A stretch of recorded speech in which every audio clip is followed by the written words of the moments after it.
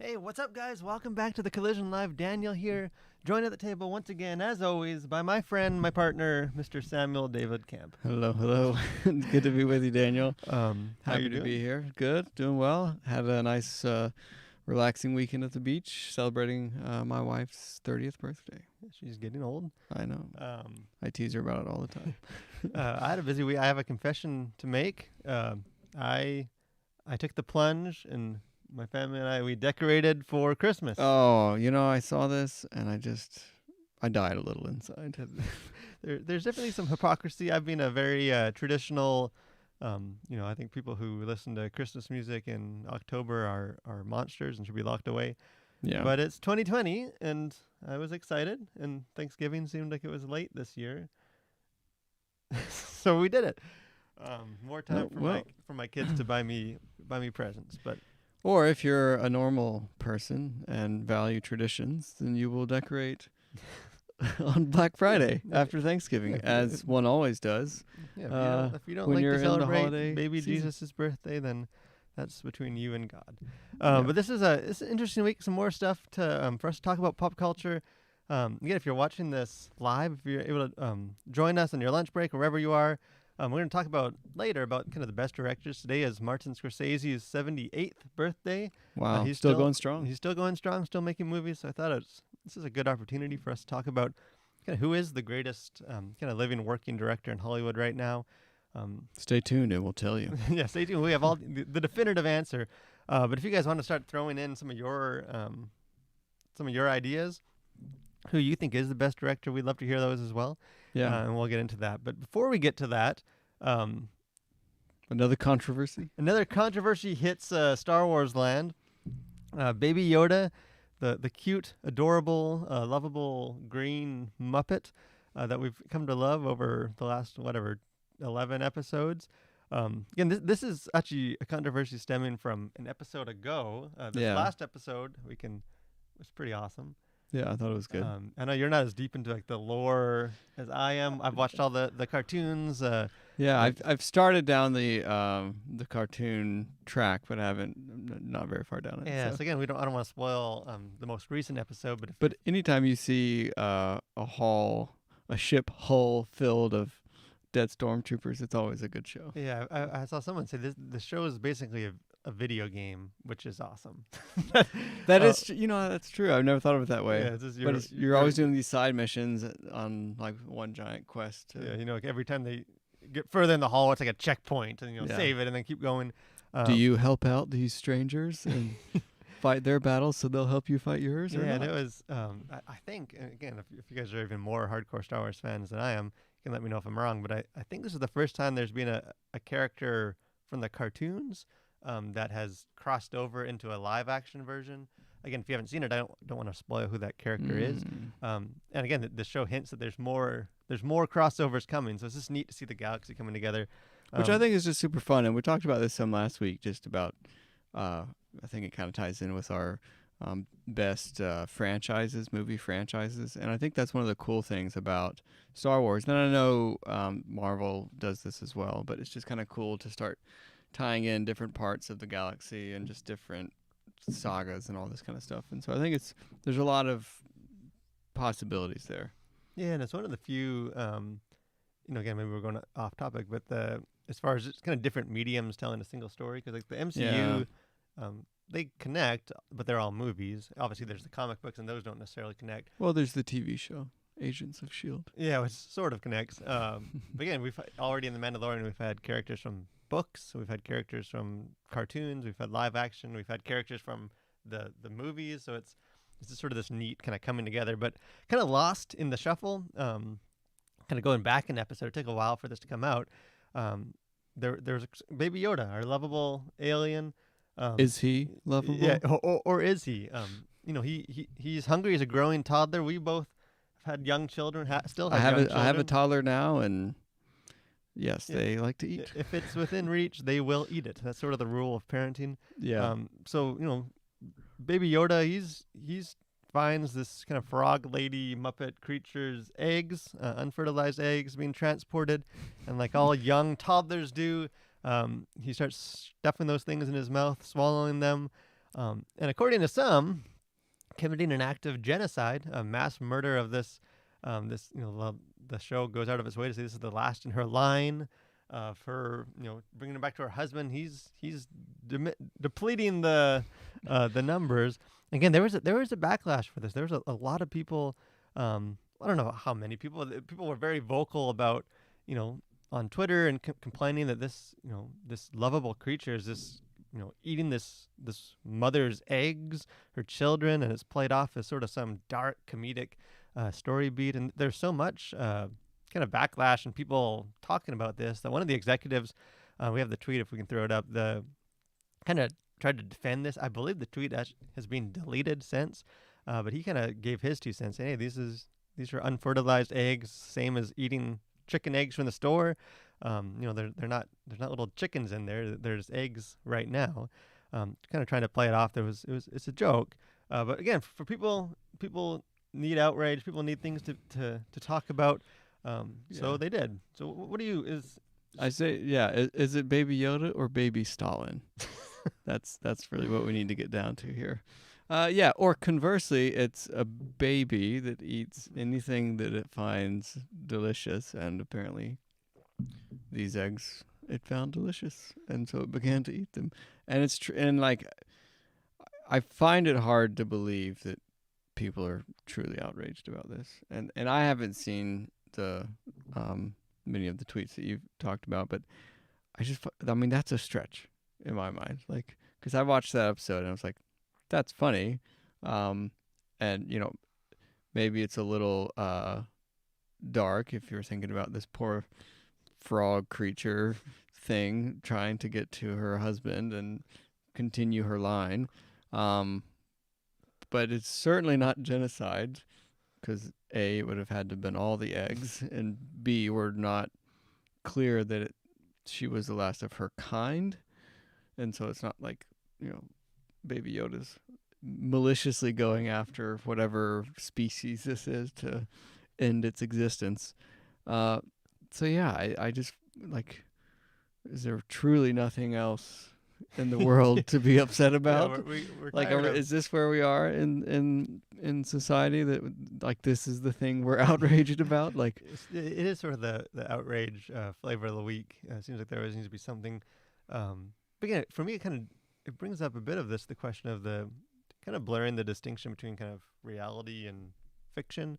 'Cause, to be fair, like, as Christians, we get outraged about things in pop culture, things that bother us. So it's not kind of the excuse. Well, it's just make believe. Go with it.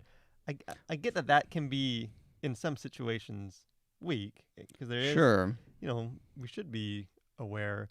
I don't think that applies here, and I think it's hard to kind of overlook this sort of the disconnect between we live in a country where abortion is legal, where it takes place every day, and just sort of the outrage about this, which is very, I don't know, circle of life. It's unfertilized. It's fictional. yeah, it's Star Wars. Yeah, no no real baby frogs were harmed in the filming of this. Yeah, and I do think you're right though, but it's like, wait a second, like the mere depiction of like a toddler Yoda eating unfertilized eggs is enough to outrage you or trigger some sort of genocidal backlash, and not be so aware that that abortion is happening And in the world. And it's like that seems like a huge sort of mental leap that someone has to do. Yeah, and kind of as silly as the whole outrage thing is, I think one of the things that kind of pop culture does is it holds a mirror back to us. And the first article, the first thing of content we released ever for the Collision was a review of A Quiet Place, which was my favorite movie. I think in 2017 when it came out. Yeah. And kind of a similar discussion because that whole movie is this woman's pregnant. Sounds draw monsters. Obviously, you're not going to keep a baby silent, yet they kind of persevere with having this child because life's sacred. And in the review, we kind of break it down. Again, if you want to check it out, still up on the website. Yeah. Sort of, it's a picture that kind of is countercultural. Life is sacred regardless of this horrible world that it's coming into it. I think in some ways this maybe not as quite as overtly, but this Baby Yoda kind of silly controversy is the same. It does.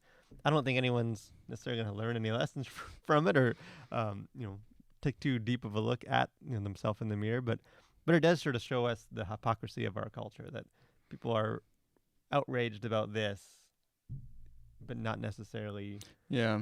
Um, No, I mean I think you're exactly right. It's just it's funny and ironic the things that people get upset about, I think. And I think this, this can go either way regardless of how you come down on any given subject. I think we're all guilty of maybe having some faux outrage or just not really thinking through our opinions or what we're upset about that some movie or show portrays. But yeah, I just find it pretty ironic. yeah, and I think one of the things too to probably keep in mind, as far as again, I don't know all the hard data on this, but it seems like our culture more and more is just like addicted to outrage, and I think Yeah. that's true. But I think we also need to something like Twitter now with like a trending hashtag, kind of giving more people a voice, and the hashtag kind of brings them all into the same place where you can just click it and scroll down. And it can make It compiles these outrages. right, and it condenses the outrage into a way that makes it seem like everyone is up in arms about this, when in fact that's not the case. And I think maybe we talked about this. I think we even did a review on this, but The Social Dilemma. It's a documentary on Netflix that talks about really how social media is engineered to just keep you engaged, regardless of the actual content that you're engaging with. It's just whatever it's going to keep you on the platform. And so if you're mad about something and you react to, say, a tweet about it, it's going to feed you more tweets that align with your sentiments in that regard. And so even just using these social media platforms in general will just confirm whatever biases you have or whatever rabbit holes you want to go down. And so even within that, it's just not a depiction of reality in any stretch of the imagination. And so I think just being aware of that when you go to Twitter or Facebook or wherever, that what you're seeing is not everything that's there. It's not an accurate slice of reality. We're seeing that more and more. Yet there is an addictive quality to Sure. grabbing, munching popcorn, and watching people freak out.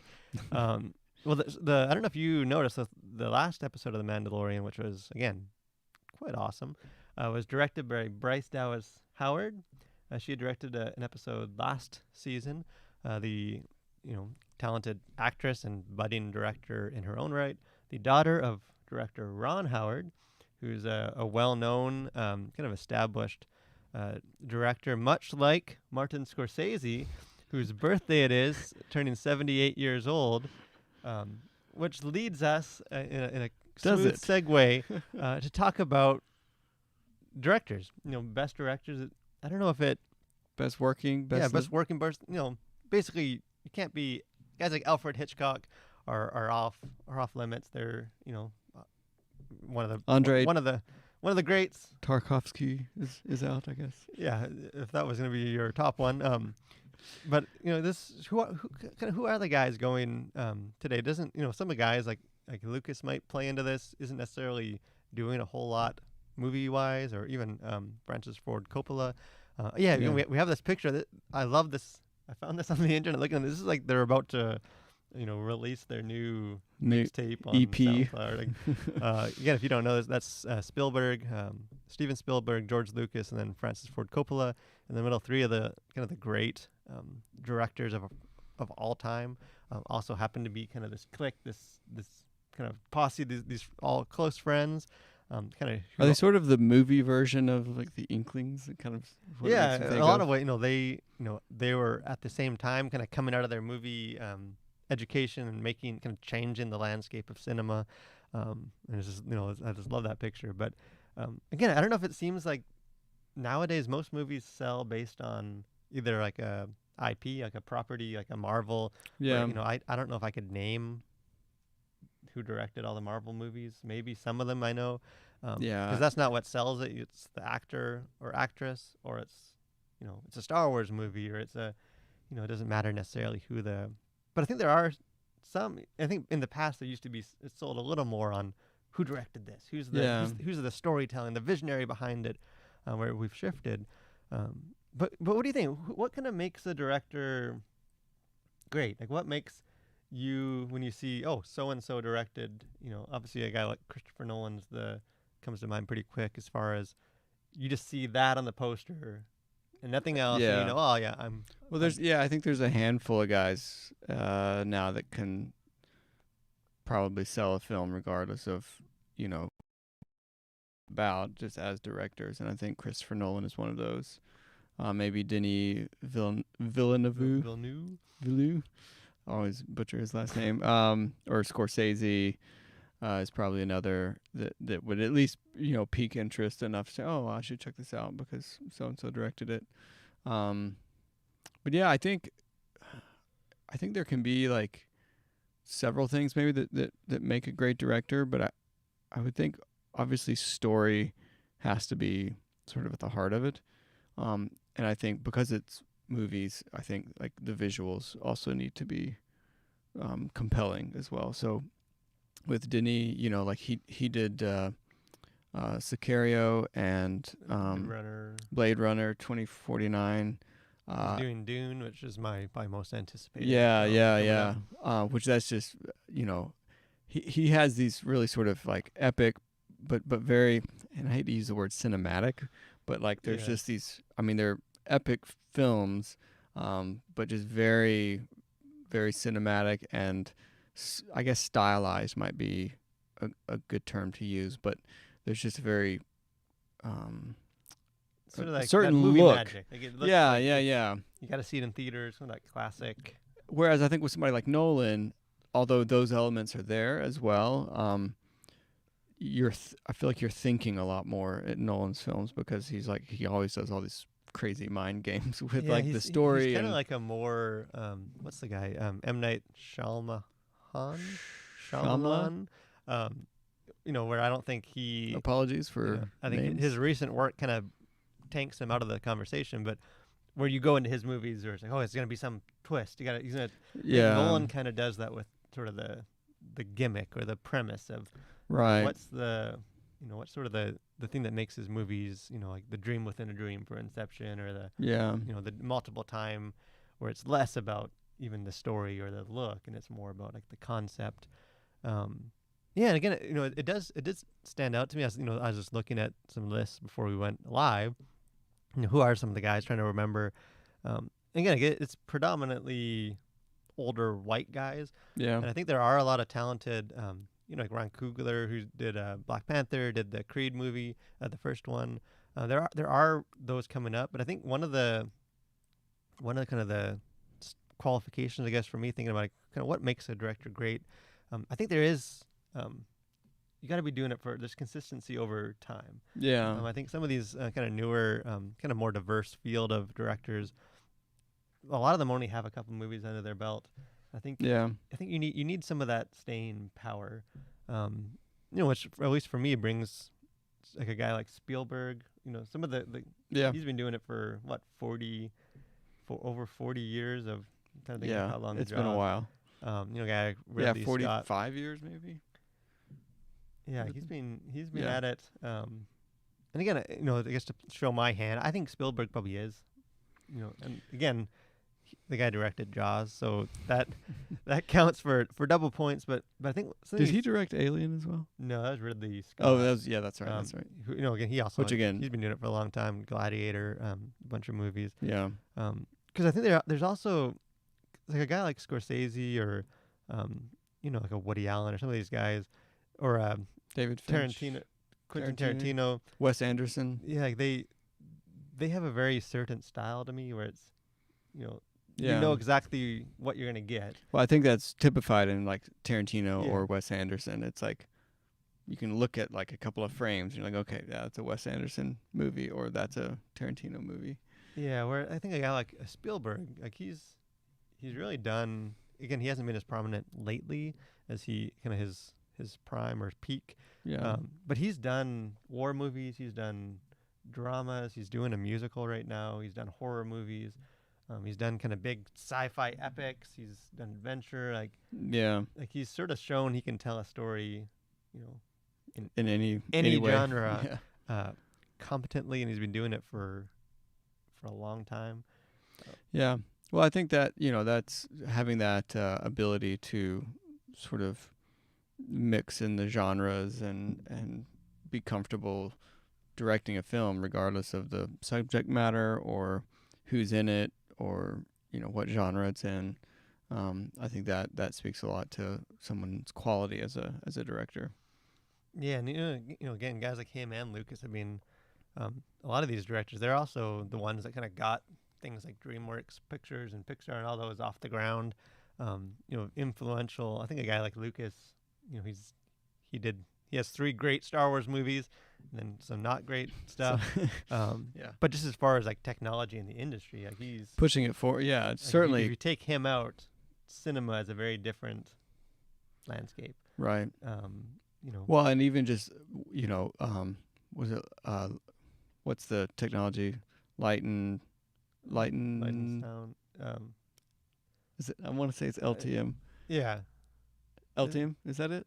There's- Light and magic or something. Anyways, I should know this.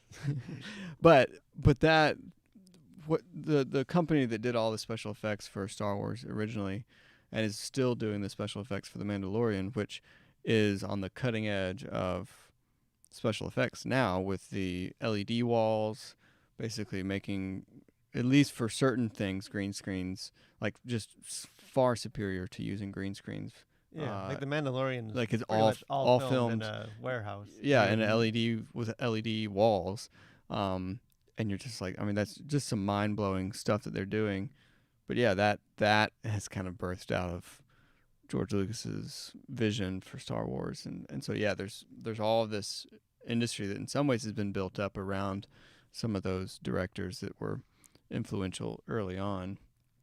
And I think maybe that's part of what makes what gives them an advantage over newer, younger directors today is just they have so many decades of work and a portfolio of work, and not just work, but just ancillary things outside of their movies that exist now that didn't exist before. I think even just kind of, I don't want to say clutter, that's the wrong word. There's way more, well, pre-COVID, way more theaters and movies coming out. Like, if you go back to like when Star Wars or Jaws or some of these movies came out, like those movies would show in theaters for like over a year. Like it wasn't like there was, every week there was 5 more big blockbusters to see in the summer. There'd be a handful. Yeah. Which I think kind of gave more prominence to whoever was the one, a guy like Spielberg kind of owned he was able to dominate that for so long because there wasn't as many. Where now there's just so many, and TV is so prominent. Right, and you've got like direct Netflix or Amazon Prime or Hulu or HBO Max, like all these movies made or TV shows made specifically for those ways of consuming. Everything's just a bit more diffuse now in the sort of the movie and TV landscape as well. So everyone is not just going to a movie, to a cinema. They're streaming whatever they please, and so it's like there isn't that sort of unifying thing that drives eyeballs to whatever it is you're making. So there's that, which it's a disadvantage and an advantage. I think there's good and bad to that. Here would be my kind of curveball question for you: is what would it take for like a Christian filmmaker? I don't. Maybe not to be, it's too lofty to be, to be the next Steven Spielberg. I don't know if there'll ever be another Steven Spielberg, but to become kind of more of a household, kind of cinematic storyteller. Yeah, I mean, I think just make great films. I think is like that's obviously far easier said than done. But tell compelling stories. I mean, I think there's loads of compelling stories that people could make and tell, and tell them in compelling ways. and in beautiful ways too. I think that's the great thing about movies is it's not just interesting and compelling stories, but they're done in a beautiful way, or at least in a pleasing way um, that is both visual and mental in the fact that you're thinking through the story or whatever's playing out on screen, but it's also this visual element to it, which I think gives it that advantage over books, which books you have the imagination aspect of it. I think that is also great, but yeah, tell great stories in a really beautiful way. And I think it's either Which sort of like diverse stories. So I think yeah, there's and I think yeah. Go ahead. Yeah, it hasn't there hasn't been that breadth of and maybe that's slightly unfair. I'm thinking more of like the more notable, recognizable named movies. I know there's a lot of smaller kind of Christian films that deal with war, different things, but Well, I think A Quiet Place is a great example of this, and I mean, I think John Krasinski directed that. yeah, I know he produced it.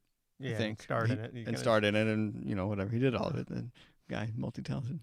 But a story like that, I mean, that's a compelling story. It's done in a great way. It's beautifully shot, and it is a very pro-life message, whether or not that was the intent of the director. But it's and it's not it's divergent from perhaps the mainstream Hollywood storyline, which is follow your heart and dream your dreams and everything will work out, or I don't know, whatever they're selling these days. But it seems to stand out from the main stories that Hollywood tends to put out, and so I think that's a great example of you don't have to tell a Christian story even. Because I know like a guy like Scott Derrickson who did he's done a bunch of horror movies, but he also did like the first or I guess the only Doctor Strange. He's not coming back for the next one for Marvel. Like he's a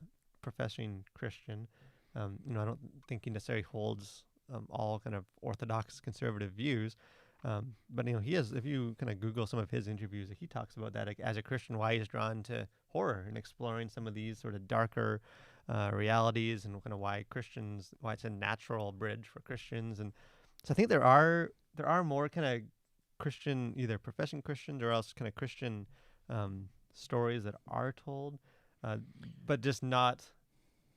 They don't usually get counted because they're not in kind of the mainstream of like bring your whole church on Sunday night to watch. Yeah, and I mean, obviously, there's a whole Christian subculture to every culture, right? Like there's Christian Sunday school musical, right? I mean, oh man, I wish I didn't know that existed. But so there's oftentimes Christianity or just Christendom, let's say, broadly speaking.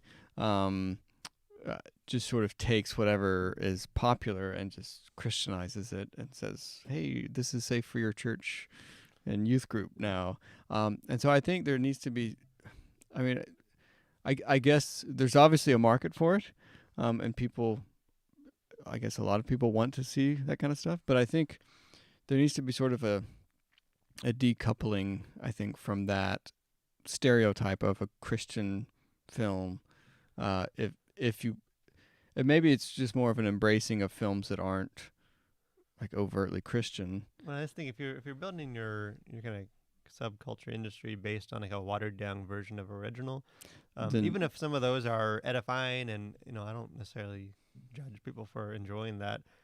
That's just not a fertile ground to raise up really great Christian directors and storytellers. Yeah, and it's not. I don't feel like it's sustainable. And it's just reactionary because you're right. You're not setting the pace. You're not setting the tone. You're not. I mean, I would think if I were directing, I wouldn't want to go out and make like, I don't know, a Christian version of whatever. It's like, to me, that's not exciting. It's like, well, that's been made and it's really, really good. Like, so why would I want to imitate, like, just rip that off? And I mean, we can get into the whole all art is ripped off of, so whatever. But to really go forward and to make compelling stories.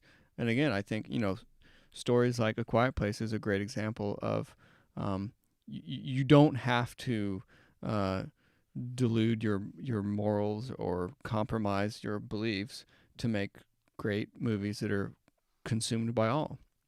And so I think that's I would say that would be the path forward for Yeah, I think Christian directors. yeah, there's definitely lessons to learn, even if you don't agree with all the films. Scorsese doesn't do it for me. I've kind of moral problems with a lot of his films, but I think we can learn lessons from just the craftsmanship side of it. Yeah. Definitely. So this week at the Collision, a couple things coming out. One, the J.K. Rowling, who's we've talked about often on this show, released the Ichabod. I think last week this book came out. Her first book written for children since Potter, like 13 years ago, which is crazy. She's written kind of more adult novels. Again, this is sort of an interesting story, kind of background to it. I read it, so I'll be, I'm partway through writing a review. We'll have a video review for that as well. So again, if you're interested in the book or if you've read it and is curious to kind of how to approach this as a Christian, keep your eye open for that. Cultural, anything you just noticed going on in culture this week? A couple things. One, I saw that Fresh Prince is having a like a reunion on HBO Max. I don't subscribe to HBO Max, but I thought it's from what it looked like, it was just sort of a reunion of the cast talking about the good old days. Is what it sounds like. Which I think not trying to recreate the good old days. Yeah, which Fuller House. Which I really wish that would be sort of the standard for all these great classic 90s sitcoms, to go back and say, oh, let's just, have a few episodes of the cast chatting about the show and maybe some inside scoops on, what went down, or just reliving some of the glory days or whatever. I think that's fine. I think that's good. You sort of have your nostalgia fix, and you're not rebooting. You don't need another 5. You don't need run. yeah. You're not rebooting for another season and trying to put the pieces together, and like Fuller House did, and apparently Saved by the Bell is doing. And so I was like, I think that's a great way to honor, the shows that were, without just sort of wrecking it by trying to relive it and make more money in the process. So good for Fresh Prince for doing that. And again, we just can't get enough nostalgia. I don't know if this is a particular